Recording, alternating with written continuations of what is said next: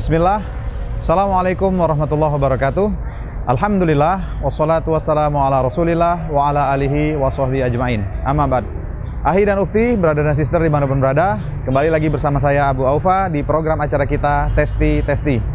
Hari ini kita sudah berada di Sekolah Islam Plus Tahfiz At-Taufik yang bisa kita lihat di belakang. Narasumber kita hari ini, beliau adalah School Director pada sekolah ini. Kita akan gali informasi lebih lengkap terkait perjalanan hidup beliau sekaligus membangun sekolah ini sampai menjadi seperti sekarang. Ikuti acara ini sampai habis, jangan sampai ketinggalan.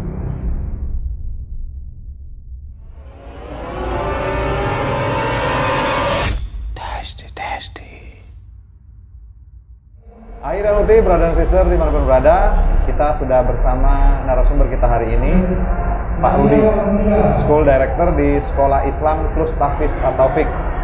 Kita akan dengar pengalaman beliau, sharing terkait mengelola Sekolah Islam Plus Tahfiz ini. Langsung kita sapa beliau. Assalamualaikum. Waalaikumsalam. Waalaikumsalam warahmatullahi wabarakatuh. Apa kabarnya hari ini? Alhamdulillah khair. Antum? Alhamdulillah sehat, Pak.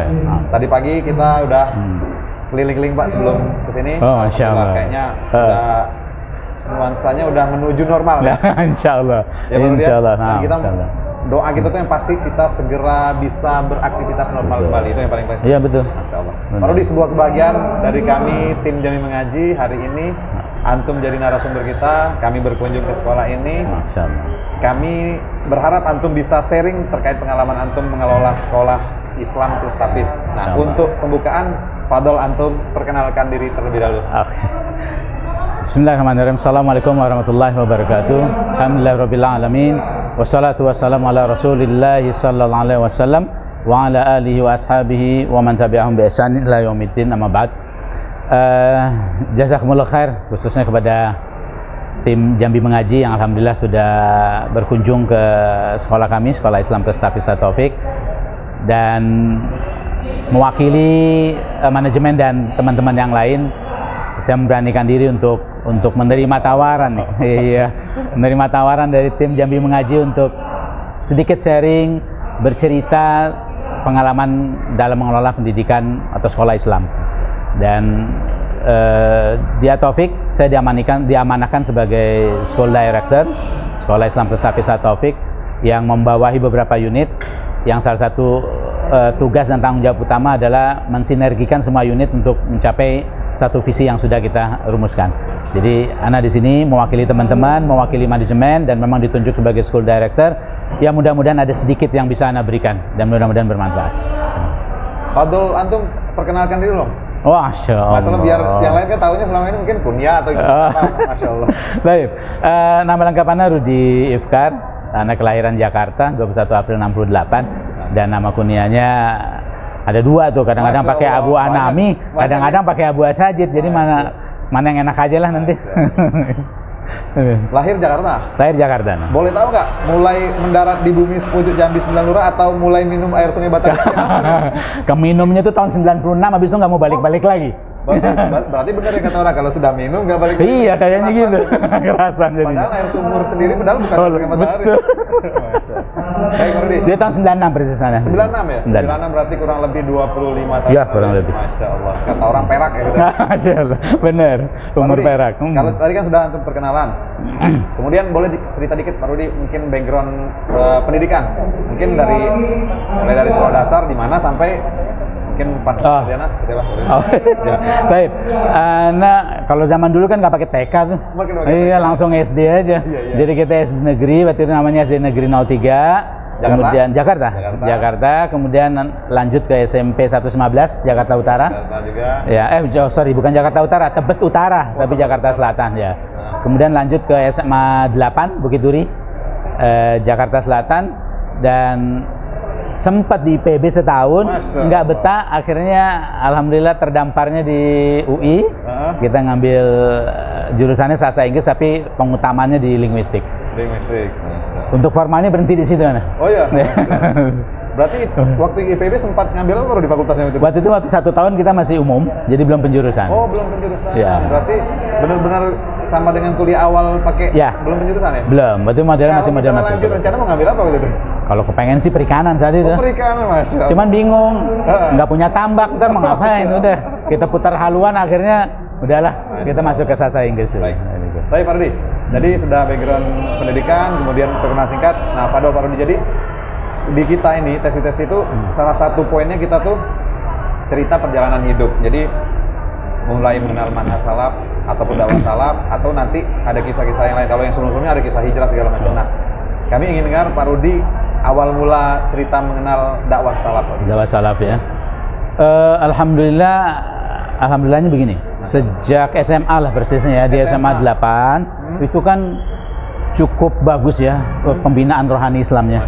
Ekskul atau ekskul, dan itu peran yang luar biasa dari alumni. Jadi alumni yang sudah ini tetap membimbing kita nih lewat wadah rohani Islam. Nah, disitulah kita digembleng punya ghirah terhadap agama kita. Nah, cuman saat itu memang bisa dibilang penyebutan orang lebih banyak itu ya kita masih dalam tahap tarbiyah lah.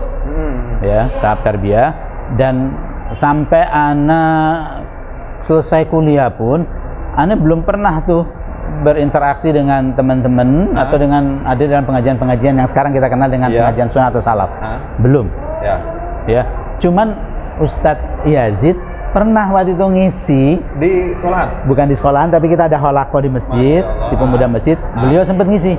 Tapi saat itu kita belum mengenal beliau sebagai dai salaf, dai sunnah belum tuh. Ya. Kemudian tahun 96 kita ke sini, dan sampai menjelang tahun 2000-an pun juga belum di Jambi, belum ada juga. Ya, benar. Masih belum ada, masih pengajian biasa aja. Nah, menjelang 2000 ke sini, baru kita kenalan dengan teman-teman yang kemudian selanjutnya kita kenal teman-teman yang membawa dakwah salaf. Dan sebagian besar tuh masih ada nih di sini. Masih sering berinteraksi sama kita. Nah, gitu. Nah, kurang lebih perjalanan seperti itu tahun 2000-an lah persisnya ya. Dan Anda ingat persis tuh kita mulai pengajian itu dari rumah ke rumah. Termasuk di kita nih, Dia Taufik. Betul. Ya, alhamdulillah kita mewadahi juga untuk tempat bagi teman-teman yang ingin ngaji ya, dengan kita hadirkan ustadz-ustadz yang alhamdulillah ketika ada di Jambi mau bantu kita untuk ngisi. Kurang lebih kayak gitu dengan singkatnya. Berarti kisaran 2000-an lah ya. Kurang lebih tahun 2000-an. Berarti tapi kalau kenalnya sendiri di 90 sekian tadi udah ya. Sudah ada. Cuman kita waktu itu belum bisa membedakan, oh sepertinya belum ada seperti spesial gitu. Betul. Baik Pak Rudi. Nah, tadi kan sudah kita cerita mengenai perjalanan mengenal manhaj salaf. Nah, sekarang kan Pak Rudi sekarang kalau ceritanya kan udah terjun di dunia pendidikan nih. Nah, kita mau dengar sebelum terjun ke dunia pendidikan nih, cerita yang lama. Mungkin pernah menggeluti bisnis apa nih? Bisnis apa gitu ya. Betul Pak Rudi. Iya. Memang Ana yang jurusan Ana Fakultas Sastra Inggris itu kan sebenarnya nggak ada berbau guru ngajar, pengajaran nggak ada tuh. Ya, murni linguistik. Gitu ya. Cuman dalam keseharian memang sudah bersinggungan lah dengan kegiatan-kegiatan pembelajaran, baik dalam bentuk pembelajaran di bimbel atau di kursus-kursus bahasa Inggris, ya. Itu kurang lebih kiprahnya di situ. Jadi masih meskipun nggak dari background pendidikan, tapi kiprahnya sudah bersinggungan dengan pendidikan. Dan yang terakhir ada namanya the Institution for Language Teaching Development. Jadi teaching juga tuh. Mengajar juga, gitu. Jadi di situ kita mencoba mengkonsepkan pembelajaran dan memang khususnya pembelajaran bahasa saat itu. Jadi sebelum Ana hadir di Jambi dengan ngelola sekolah, ya sebelumnya Ana juga udah terlibat di dalam pembelajaran, dalam pengajaran sudah terlibat. Nah, kalau yang tidak ada hubungannya sama sekali, mungkin misalnya Pak Rudi bisnis misalnya punya CP konstruksi atau seperti apa, pernah nggak seperti itu? Enggak. Jadi murni memang. Berarti jiwanya born to teach lah kan? Kayaknya begitu. Sepertinya kayak gitu. Berarti memang sudah ada bakat alam ya. Masya Allah. Pak Rudi, lanjut kita sekarang kan ini lanjut yang mulai Pak Rudi kesini, terus cerita perjalanan mulai merintis nih yang Taufik. Oke. Jadi persisnya kan istri juga di sastra Inggris nih. Masya Allah. Jodoh ya. Tapi di rumah komunikasi bahasa Inggris ya. Marah-marah. Jarang-jarang sih. Kalau marah mungkin bahasa Inggris kali. Nah, memang dari situ sudah punya visi, punya semangat yang sama untuk coba deh kita ngelola sebuah sekolah yang mudah-mudahan bisa kita jadikan sebagai wadah perjuangan kita lah untuk agama kita ya. Jadi persis tahun 96 kita coba membenahi lah ya. Dan saat itu sekolah kita ini bisa dibilang orang bingung loh kalau masuk At-Taufik pada tahun itu. Ya. Ya. Memang nggak pakai embel-embel Islam nih. Sekolah At-Taufik. Ya, tapi namanya kan nama Islam nih. Sebenarnya namanya nama Islam.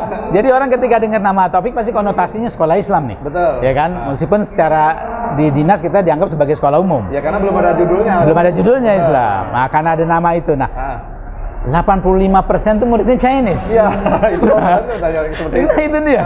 Waduh, kan. Jadi kadang-kadang orang kalau kayak sini dia bilang gini, MI ini Singapura, katanya. Nih, saya lagi di Singapura bukan sih ya, kayak gitu. Karena masuk kok 85% Chinese ya, gitu ya. Ya itu kita sikapi bahwa alhamdulillah berarti ada kepercayaan, ya kepercayaan untuk masyarakat pada saat itu dan memang mayoritas Chinese untuk mempercayakan pendidikannya kepada kita. Ya. Nah sekarang kita coba sweet deh nih, ya. Gimana kalau yang kita udah kenal nih sekolah umum memang 8% Chinese, udah sekarang kita pelan-pelan kita ganti jadi sekolah Islam. Ya. Dan prosesnya lama tuh. Prosesnya lama ya. Karena kita ingin Islam yang kita ingin munculkan jadi warna di sekolah kita itu memang menunjukkan rahmatan lil alamin. Jadi memang pelan-pelan kita berharapkan tumbuh kesadaran gitu ya. Jadi prosesnya lama banget ya. Kita ya bukan proses revolusi lah. Revolusi ya? Bukan, tapi proses evolusi. Evolusi, Mas. Jadi memang kita bertransformasinya lama.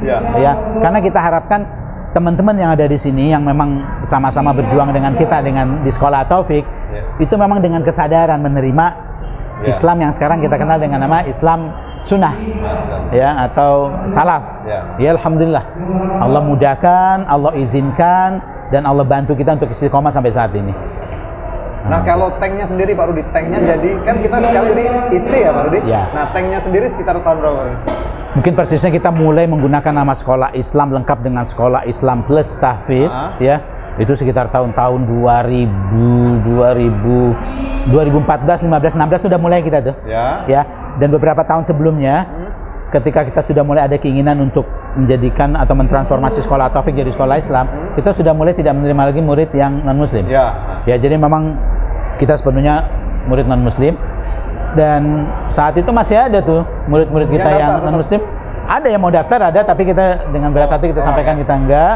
Nah, kita masih ada tanggung jawab dengan yang masih ada kan. Nah, sampai mereka lulus. Dan ketika sudah lulus, nggak ada lagi, baru kemudian kita menggunakan nama sekolah Islam plus tahfidz atau Taufik. Nah, kalau regulasinya sendiri ada nggak Pak Rudi ketika menjadi sekolah IT tadi yang khusus Islam terpadu itu, adakah regulasi khusus sampai akhirnya jadi terdaftar seperti itu Pak Rudi? Prinsipnya tidak. Tidak ada ya? Prinsipnya tidak. Lapor harus tidak. Prinsipnya hanya cuma laporan penggantian nama saja. Oh, penggantian nama? Ya, dengan berbagai macam pertimbangan penggantian nama. Toh kita masih tetap di bawah dinas. Oh, tetap di bawah jadi dinas? nggak ada masalah. Kirain kalau sudah IT jadi di bawah Depak? Nggak, tapi ada kalau yang mau Depak ya harus putar haluan ke Depak. Oh, nanti kurikulumnya menyesuaikan? Bisa jadi menyesuaikan.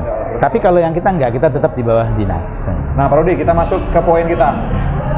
Kiat-kiat, kan kalau kita lihat sekarang ini, Masya Allah Pak Rudi, kalau ditanyain salah satu sekolah favorit di Jambi ini, TK, SD, SMP, mungkin salah satunya jawabannya adalah Taufik. Nah, kiat-kiat sampai manajemennya bisa seperti sekarang, Pak Rudi. Baik. Mungkin kalau Anda jawab begini kali ya. Ana membandingkan antara ucapan Nabi Sulaiman, ya, yang mengatakan hadza min fadli rabbi liyabluwani ashkuru am akfur, dengan ucapan Qarun, yang bilang innama utituhu ala ilmin indi. Ya, kalau Qarun kan bilang, "Oh iya, ini usaha saya. Manajemen saya yang begini-begini, makanya jadinya kayak begini." Nggak ada perantuhan di situ. Nggak ada perantuhan di situ, Allah nggak ada.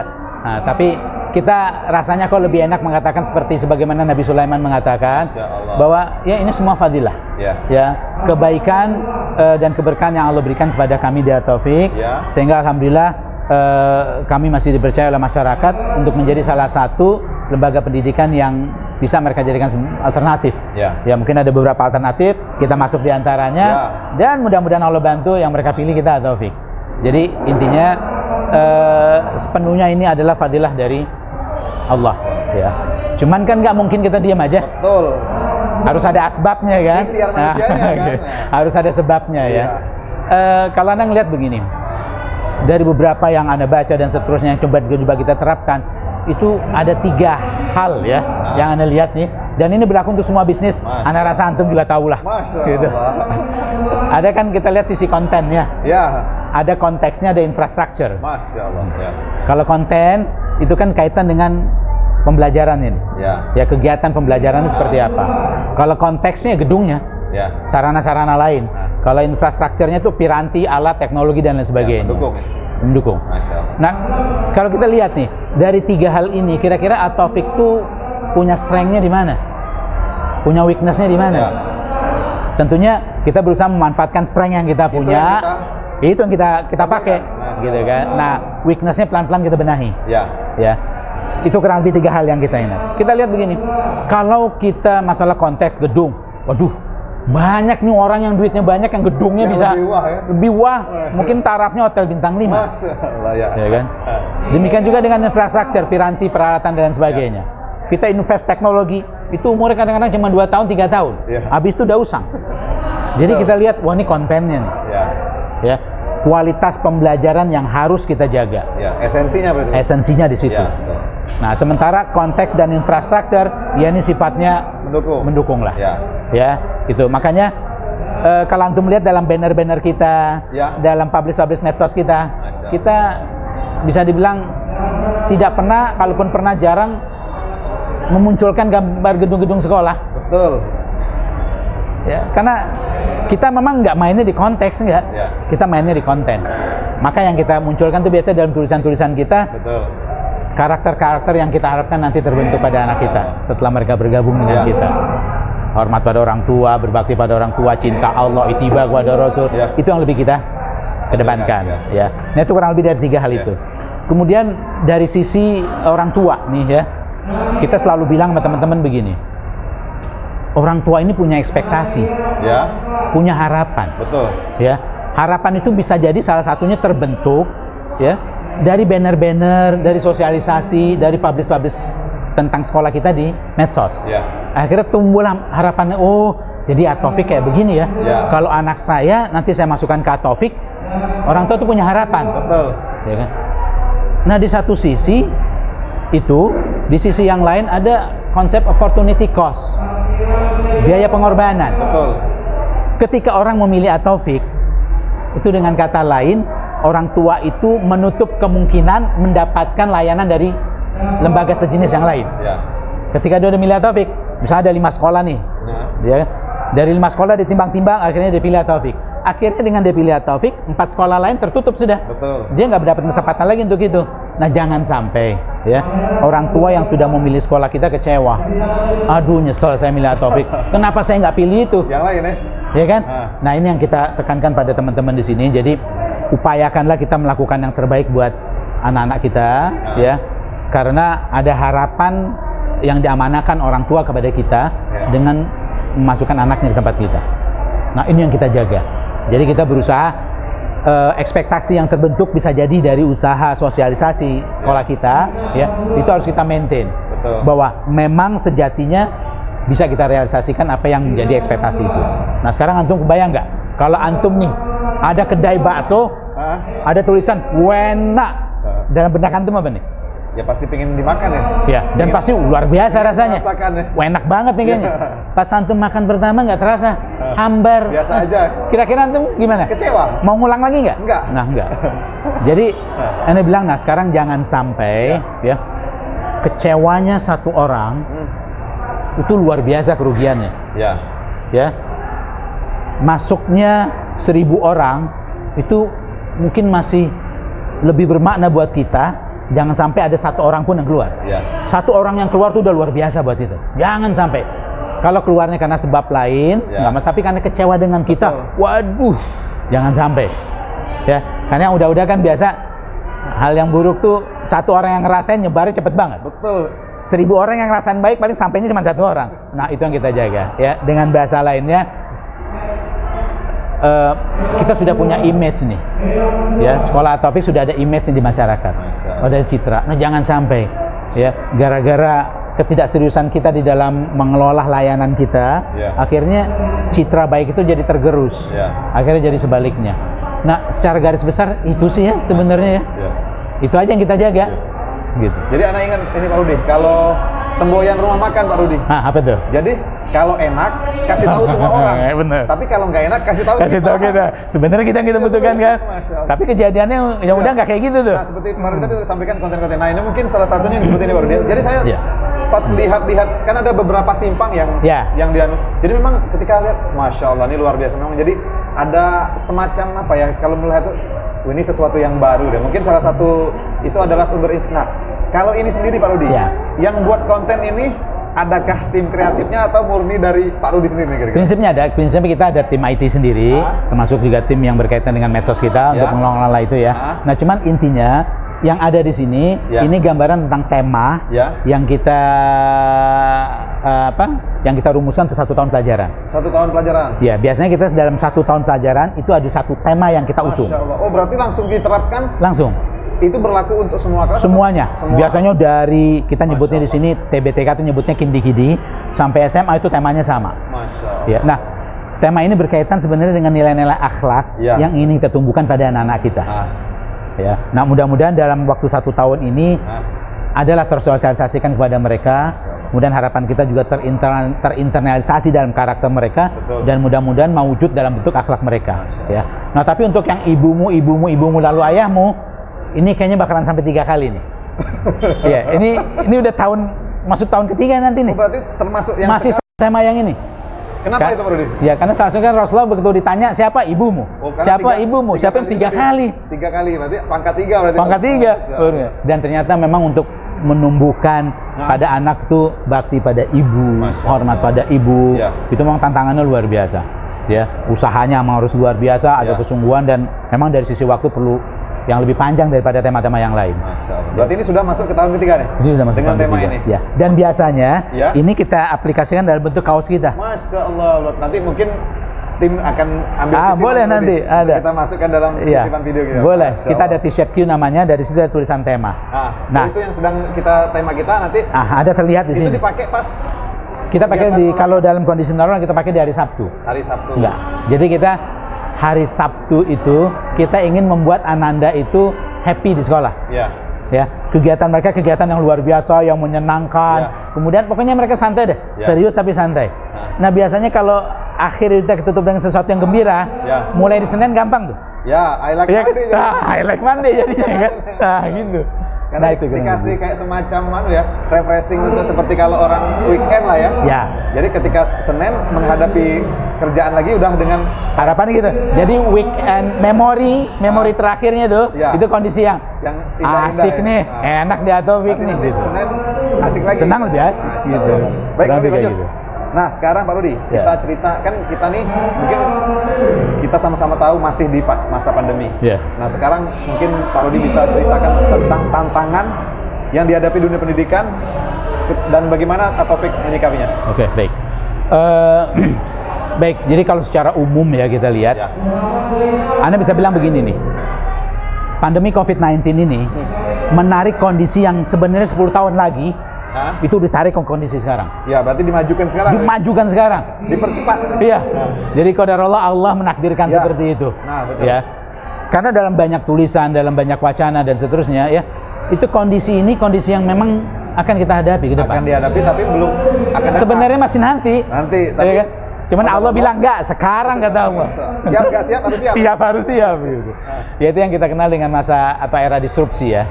Disruptive technology ya, di mana perkembangan teknologi itu bisa pada akhirnya meniadakan. Sekarang sederhana aja, gara-gara HP. Coba antum. Banyak kan profesi-profesi yang hilang kan? Yang hilang banyak. Banyak banget. Hanya gara-gara HP itu. Kan teknologi luar biasa, ya.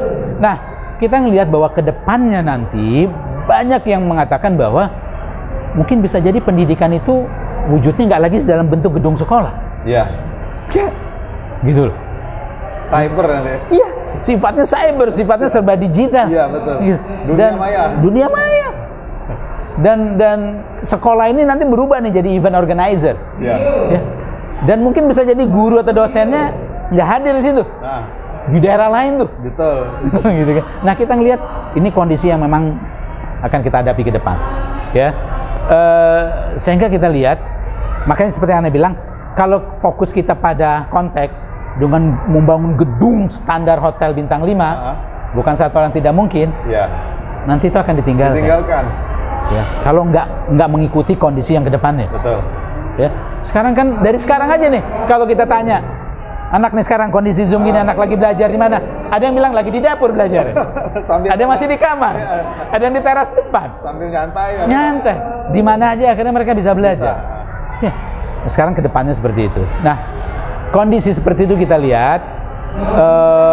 Ini tantangan yang akan kita hadapi secara umum dunia pendidikan, ya.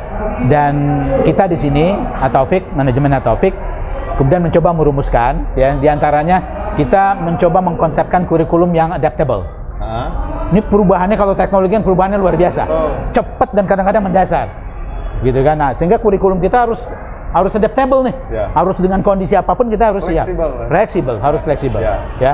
Kemudian yang kedua, anak-anak sekarang nggak bisa tuh belajar cuman dari guru, datang ke kelas, duduk manis dengerin gurunya. Oh, nggak ada lagi modelnya kayak gitu. Kalau mereka masih seperti itu, mereka akan ditinggalkan oleh zaman, gitu. Yang harus ditumbuhkan pada anak-anak adalah pribadi self-directed learners, pembelajar mandiri. Kalau mereka mau survive, mereka harus menanamkan dalam diri mereka keep learning, harus belajar nih, semangat belajarnya harus tumbuh. Ya, jadi istilahnya kalau Rasulullah bilang kan utlubul ilma minal mahdi ilal lahdi, mulai dari buayan sampai nanti yang lahat, nggak berhenti dulu belajar, gitu kan, belajar. Kalau kita di sini menyebutnya sebagai lifelong learners, pembelajar sepanjang hayat. Itu harus bisa kita tumbuhkan pada anak kita, ya. Kemudian yang ketiga adalah kegiatan pembelajaran. Kegiatan pembelajaran ini harus fleksibel dan accessible, nggak kaku. Betul. Jadi jangan sampai belajar gimana, kayak kalau mau belajar datang ke sekolah, masuk ke kelas ketemu guru. Oh, enggak. Sekarang nggak bisa lagi, ya. Nah, dari semua itu akhirnya kita mengkonsepkan nih, ya, bahwa Ataufik mengkonsepkan pembelajarannya dengan apa yang kita sebut dengan the supplemented blended learning, gitu. Jadi mengkombinasikan antara pembelajaran online dan offline. Ya. Dan fokus dari model kelas kita itu salah satunya flip classroom. Nah, flip classroom itu intinya gini. Anak-anak nanti di rumah dengan semangat dan karakter pembelajar sepanjang hayat tuh gali ilmu tuh. Gali ilmu, nanti begitu ketemu di kelas sama teman-temannya, semuanya saling sharing tentang pengetahuan yang mereka dapetin di rumah. Masya Allah. Kalau sekarang kan enggak. Ilmu tuh seolah-olah cuma dapetin di sekolah. Betul. Ya kan? Dari guru, dari bu guru. Iya. Ini enggak. Di rumah mereka bisa jadi sumber belajar mereka jauh lebih banyak. Iya. Bisa jadi orang tuanya punya koleksi ensiklopedi. Masya Allah. Lengkap. Iya kan? Bisa juga punya sarana-sarana lain. Akhirnya mereka bisa dapat ilmu di situ. Nah, sekarang bayangkan kalau ya anak itu sudah punya karakter pembelajar mandiri, orang tuanya punya kesempatan untuk menyiapkan sarana-sarana dan sumber belajar. Asik sudah kan? Masya Allah. Haus mereka. Sampai ke sekolah dia berbagi dengan temannya. Enak tuh jadi guru tuh. Masa, Pak Guru jadi agak ringan. Agak ringan. Meramu sumber-sumber ilmu dari banyak anak. Berarti kreativitas Pak Guru lagi berarti. Nah, sekarang tinggal kreativitas guru kita bagaimana bisa menstimulan anak untuk bisa seperti itu. Nah, kurang lebih itu yang kita lihat, bahwa kita kedepannya mencoba melengkapi dan mengupdate lah ya, mengupdate perangkat-perangkat teknologi yang kita punya. Ya, seperti pembelajaran sekarang nih. Sekarang kan ada yang offline, tapi ada juga yang online. Tetap online jalan? Tetap online jalan. Nah, caranya gimana? Akhirnya kita lengkapi dengan webcam. Masya Allah. Jadi ketika pembelajaran di kelas, kita pakai webcam. Yang di rumah, yang online, itu seolah-olah hadir di kelas kan? Udah, mereka belajar sama seperti biasa. Masya Allah. Nah, itu yang kita upayakan seperti itu. Dan rasanya ke depan itu akan seperti ini. Akan terjadi seperti ini. Akan terjadi. Nah, ini Pak Rudi, kan masih pandemi tapi sudah mulai menuju new normal. Nah, kan kita sudah mulai klasikal nih. Nah, yang sekarang kita terapkan di sekolah kita Pak Rudi, pas sudah mungkin kalau SMA sudah sepekan yang lalu, 2 pekan yang lalu ya? Udah 2 pekan, udah duluan. Kan SD SMP kan baru mulai Senin kemarin. Baru Senin kemarin. Nah, seperti apa Pak Rudi penerapannya di Ataufik? Oke, baik. Prinsipnya begini, kewajiban kita adalah memberikan layanan yang sama baiknya kepada semua anak. Baik yang offline maupun yang online. Ya. Nah, untuk yang offline kita ada kelas 1 sampai kelas 6. Masing-masing ada paralelnya. Ada yang 3 paralel, ada yang 4 paralel. Ya. Maka intinya adalah kita melakukan pendataan kepada orang tua yang memang anaknya ingin offline. Kita ketemu jumlahnya tuh. Nah, kemudian kita atur. Oh, ruangan kita memadai, guru kita memadai, oke. Nah, mana yang bisa setiap hari kita setiap hari. Nah, kita untuk sementara kita ngambil kebijakan kelas 6 itu setiap hari. Oh, kelas 6 karena di ujung ya Pak Rudi? Karena di ujung. Ah. Sama kelas 1. Kelas 1 juga? Iya. Kenapa? Kelas 1 ini udah setahun nggak ngerasain deh kelas 1. Karena dia banyak Karena begitu datang mau dari sekolah udah nggak boleh lagi. Dia di rumah nggak ngerasain nih sekolah kayak gimana. Betul. Ah, udah kita kasih dulu Ya. mereka. Nah, yang lain karena kondisi jumlahnya yang masih perlu kita adaptasi dari ruang dan sebagainya, kita masih pakai kelompok hari. Jadi ada yang Senin, Rabu, Jumat, sip-sipan lah ya? sip-sipan. Ada yang Selasa, Kamis, Sabtu. Nah, tapi kalau untuk SMP dan SMA bisa kita kondisikan setiap hari tanpa shift dan tanpa sesi. Jadi bisa semuanya, Karena alhamdulillah. mungkin kelas memadai dan jumlahnya juga masih bisa kita maintain untuk itu. maintain ya, Iya, dengan masih bisa fasilitas ruangan yang ada. Iya. Nah, kalau untuk yang online sendiri seperti Pak Rudi bilang Iya. belajar di rumah, Iya. ada? Ada, tetap jalan seperti biasa. Berarti dia walaupun di rumah rasa di kelas. Nah, Soalnya dia ngeliat, dia bisa ngeliat temannya, oh ini guru saya, itu lagi belajar di kelas luar gitu. biasa. Dan dengar-dengar sih akhirnya banyak tuh yang minta mau offline juga. Rindu ke sekolah. Rindu ke sekolah akhirnya. Karena Gitu memang kan kan. awalnya pas kita kemarin dari regulasi pemerintah kan ada surat pernyataan ya. Nah, betul. Nah, memang kemarin juga kebetulan anak juga seperti itu. Heeh. Yang tadinya ngisi surat pernyataan online, tapi akhirnya karena melihat teman pada offline nih, klasikal kan, pengen balik ke sekolah. Akhirnya balik ke tanda tangan lagi karena memang harus dilengkapi. Nah, Pak Rudi, kita tutup di ujung. Baik. Sebagai penutup, antum silakan berbagi untuk orang tua di rumah cara memilih sekolah yang baik untuk anak. Baik. Baik Bunda Aya sekalian, saya yakin Bunda Aya ada pertimbangan dan banyak pertimbangan ketika memutuskan memilih sekolah buat Ananda. Dan kami yakin masing-masing sekolah atau setiap sekolah punya kelebihan dan punya kekurangan, punya strength, punya weakness-nya, ada kekuatan, ada kelemahannya, ada positif, ada negatifnya.